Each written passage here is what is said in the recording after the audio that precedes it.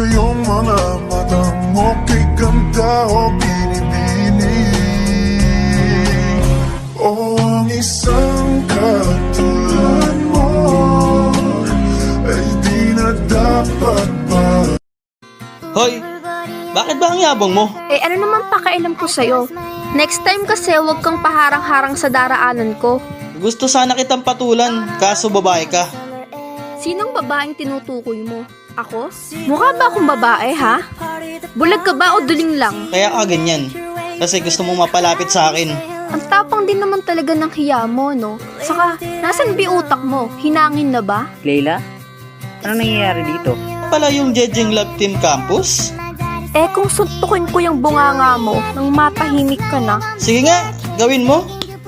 Sasagot ka pa. Aray, ba't mo ko sinampal? Bobo ka talaga no? Suntok yun, hindi sampal. Tanga.